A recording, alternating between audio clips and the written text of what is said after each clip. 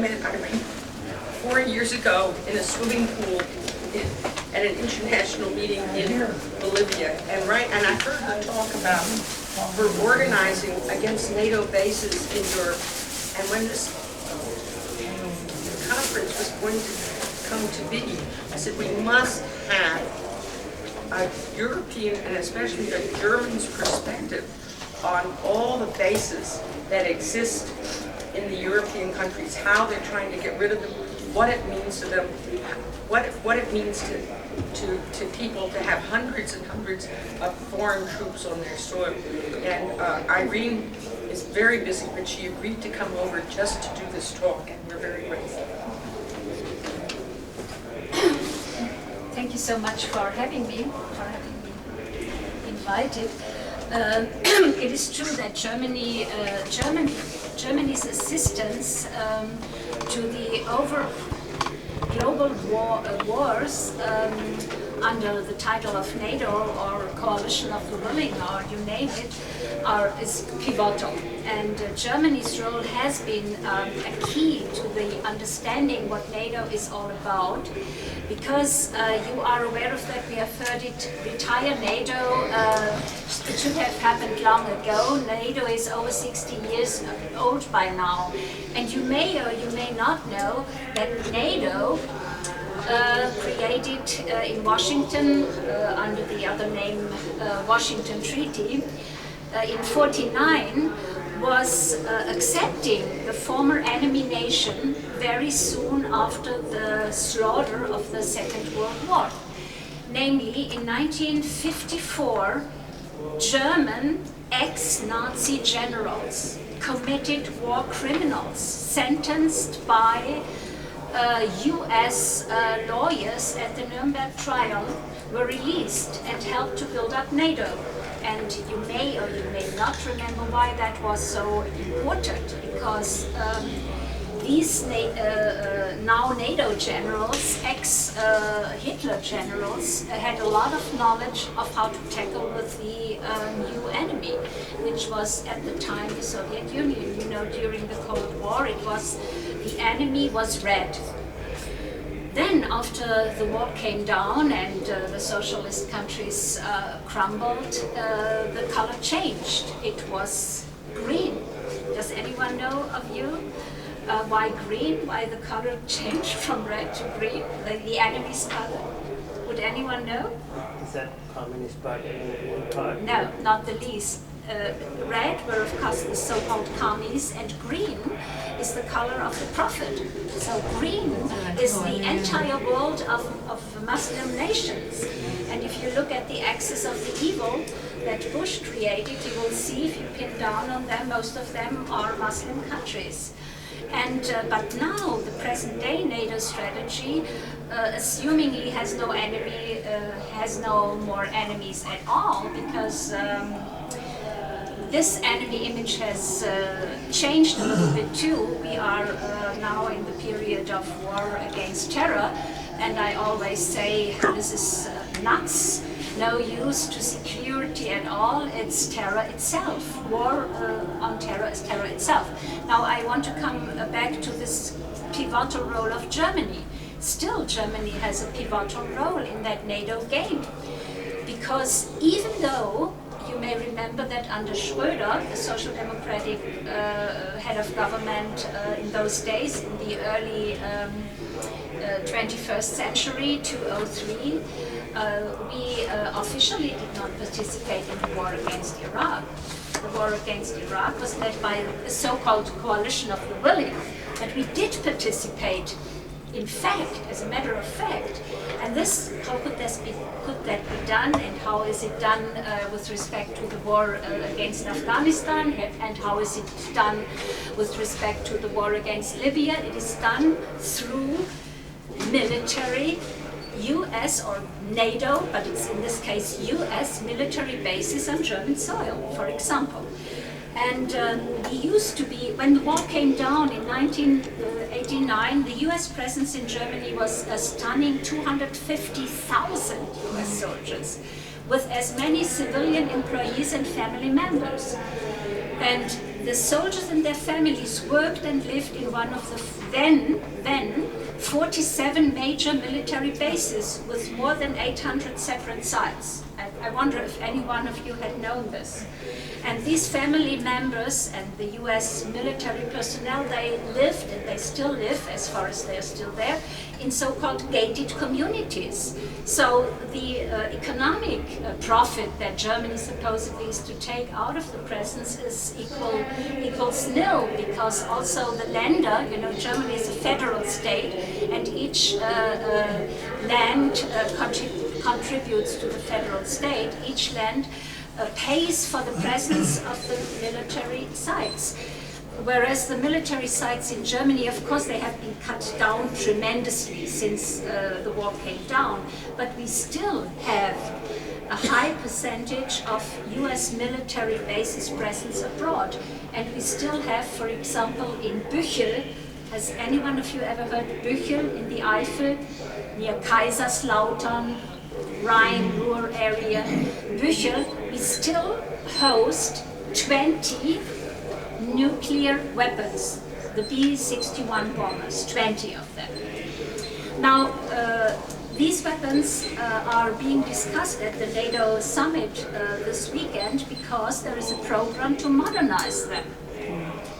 And one of the major demands of the peace movement in Germany is neither do we want these weapons to continue to be on our soil, nor do we want them to be modernized. Withdraw, this would be the first demand, withdraw the nukes from our soil and do not modernize them, take them back and bring them again. We don't want them because, this would be one major argument, it's a breach of the Non-Proliferation Treaty. I mean, Germany, we have signed in '61 the Non-Proliferation Treaty, and the presence of those nuclear weapons are in a clear breach with respect to the Non-Proliferation Treaty. But they're also a breach of our Constitution. Article 26 of our Constitution, that was designed by the US, says very clearly that there must never again be a war of aggression starting from our soil. Now, what has Afghanistan, what have the Afghans done to us? They have done us nothing. But we participate in that war. We have a heavy troop presence with about 4,000 to 6,000 soldiers in Afghanistan, supporting the US anti-terrorist war, or better, in Germany it was more sold as a war for liberation of women, a women's lib war, right? We are supporting this because we are a member of NATO, and under the NATO Treaty, Article 5, an aggression towards one of the NATO members is considered to be aggression to everybody. But who aggressed? I don't want to open that bottle, but you know that it started in 2001 when the World Trade Center came down, which was a defined act of aggression. But I would like to draw your attention also to the UN resolution. Well, I don't have it offhand, but there is a UN resolution. It was passed, I think, in '74 already, defining very clearly what aggression, an act of aggression, means. And there is not much scope to interpretation. It's very clear what it means. It's not an attack on a building in a certain capital of a country in this world. Anyhow, the biggest US military site abroad is still in Germany. I was going to say in US Germany, no, in Germany, in Ramstein. Has any one of you heard of Ramstein, the US military? You have? I taught school there. Okay, you did. Military families. So you may want to have a word on that.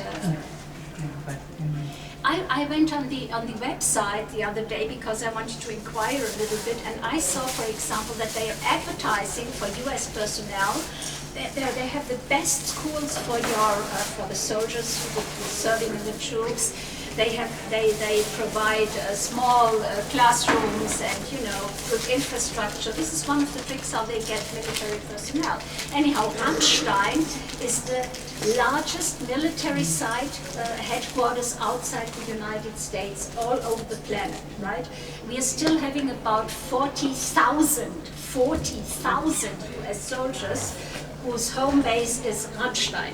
And it's also the biggest US hospital outside the United States, US military hospital. And the troops that are wounded in Afghanistan are being sent to Ramstein, they are cured, and then they are being sent back again. Or all troop supply, for example, for the war in Afghanistan goes through Ramstein, Germany, right? And another enormous site, and maybe I should also mention 30,000 flights a year. 30,000 flights a year going to and from Ramstein. Now they already cause damage because before they have entered the countries they are sent to, because this is a tremendous chore on people's nerves due to the noise damage. It's spoiling the environment, it's doing harm, you know. So in Ramstein we have quite a people's initiative. We have had it for years to collect signatures, to initiate lawsuits. And I just talked to Rainer Braun, you have maybe met him from the IALANA, the International Alliance of Lawyers Against Nuclear and Biological and Chemical Warfare. And he says there are several lawsuits, he's from Germany, there are several lawsuits underway, but most of the time they are turned down due to ridiculous arguing, but they continue to carry on to the next level, but it takes ages, you know, to get there. And what it takes most is a groundswell, more of a groundswell. And I also talked to him about Büchel. Why is there not more protest against the nukes in Büchel? Of course there is protest, right? But not enough yet. And for example, this summer we have a bike rally connecting the different sites and, you know, drawing people's attention towards the presence of these nukes. But he says, he has been there more often, these nukes, they lie there in a beautiful area, and the grass is growing over them, and the immediate guards are US soldiers, and then the broader premises are being guarded by German guards, security personnel. And there, he says, in Büchel, other than in Ramstein, for example, the people, the US military provides some jobs because the larger environment is being sort of safeguarded by German personnel. So yes, I completely agree with you, Bruce, when you say we have to show people that every dollar spent on the military provides less jobs than if the same euro, in this case, would be invested in schools or in the health care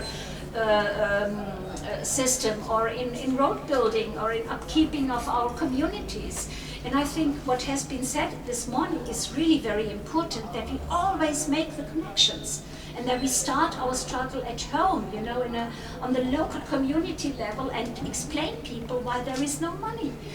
Germany, as a relatively small country, however a rich one, pays, after all, your country pays 75% of the dues for NATO. My country pays alone 18%, which is a lot too. So we are the junior partner. And Stuttgart, if I may mention that also, Stuttgart is one of the major cities in the south. The bases, I mentioned it, they are concentrated in Bavaria, in Baden-Württemberg in the south, and in the Rhine-Ruhr area in the southwest of Germany. Stuttgart plays a pivotal role, because the EUCOM and the AFRICOM are situated there. These are the central command centers for the Eurozone and Africa, meaning that the entire Middle East, all the wars going on in the Middle East warfare zone, Libya, for example, the war against Libya, allegedly Germany did not participate, and the government was highly criticized from even, you know, all kinds of people. In fact, of course, we supported that war. We support AVACs, we support officers, we support the infrastructure, which is right on our premises. And you know where it is in Stuttgart, the infrastructure for Africa, for the entire African continent? Have you got an idea why in Stuttgart and not elsewhere? Nobody, literally nobody in the entire African continent, no country wanted to have that command center, right? And let me come to an end, but you see what I think is most relevant, apart from making the connections between the military expenditure that deprives us of enough funds for human needs. It's not different in my country, it's exactly the same.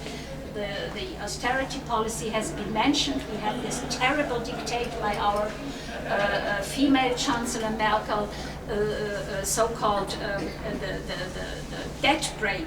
The debt break. We are not supposed to spend any money on humanities or on human needs programs.